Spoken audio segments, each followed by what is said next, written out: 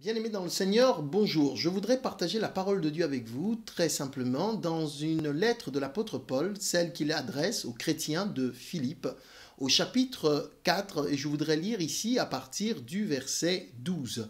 L'épître de Paul aux Philippiens, chapitre 4, et la lecture commencera au verset 12. Il nous est dit ceci: Je sais vivre dans l'humiliation et je sais vivre dans l'abondance. En tout et partout, j'ai appris à être rassasié et à avoir faim, à être dans l'abondance et à être dans la disette. Je puis tout par celui qui me fortifie. Amen. Voilà un texte très simple qui est ici une parole adressée par l'apôtre Paul aux chrétiens qui vivaient dans la ville de Philippe. Ce qu'il faut savoir, en l'occurrence, c'est que cette lettre adressée aux chrétiens de Philippe parvient de la part de Paul alors qu'il se trouve en prison. En fait, il est assigné à résidence à Rome. Il leur envoie cette lettre quand il leur parle ici du fait qu'il a appris à vivre en toutes circonstances, en toutes sortes de situations. Il parle de l'humiliation, il parle de l'inverse, l'abondance, il parle d'un côté d'être rassasié et d'avoir faim, il parle de l'abondance et il parle de la disette. Et si tous ces aspects touchent, ma foi, dans un certain sens, des aspects qui seraient peut-être physiologiques, puisqu'il parle de la faim, il parle de la disette, nous ne pouvons pas nous contenter d'attribuer, malgré tout, ces paroles à un besoin qui ne serait que physique. Il y a là une donnée spirituelle, comme je le dis, Paul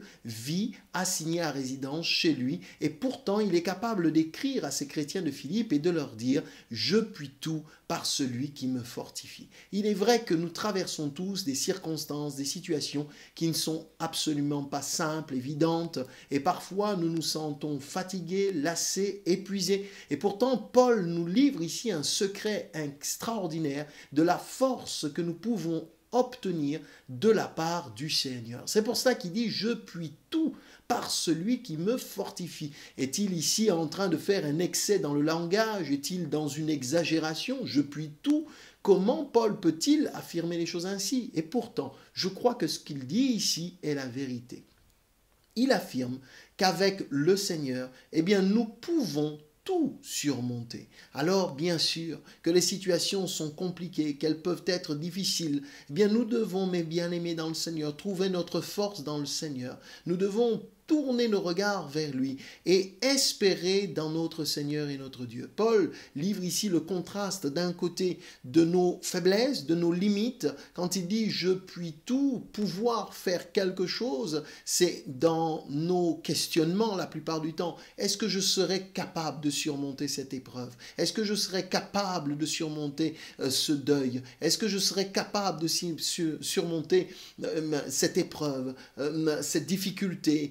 Et que sais-je encore? On pourrait imaginer, serais-je capable de surmonter ma timidité? Serais-je capable de surmonter mes peurs, mes craintes, mes hésitations, mes a priori? Autant de situations qui, confrontées à ce que nous sommes humainement parlant, nous font prendre conscience que nous ne sommes pas capables. Et pourtant, Paul nous dit que le pouvoir de faire se trouve dans une communion avec notre Seigneur Jésus-Christ.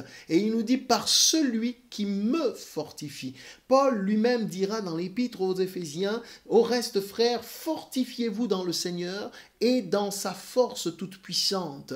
Ici, Paul fait allusion à la puissance de Dieu, non pas à nos puissances, à nous, nos forces, elles sont bien limitées. Nous l'avons trop souvent expérimenté. Mais il nous dit « Fortifiez-vous dans le Seigneur et dans sa force toute puissante ». Comment lui, qui était en prison, privé de ses libertés, a-t-il trouvé la force, la puissance? Eh bien, il l'a trouvé dans le Seigneur, par celui qui me fortifie. Le Seigneur vient nous fortifier, il vient à notre secours, il tend sa main puissante et triomphante afin de nous encourager, de nous renouveler. Alors, portons nos regards vers le Seigneur et puissions-nous dire, Seigneur, je ne suis pas capable par moi-même, mais je sais une chose, je puis tout par celui qui me fortifie. Que le Seigneur bénisse sa parole et que ce soir, à l'écoute de cette parole, elle soit une source de délivrance et d'action dans votre vie. C'est ce que je vous demande et je demande au Seigneur dans le nom de Jésus-Christ. Merci mon Dieu de faire en sorte que ta parole pénètre nos cœurs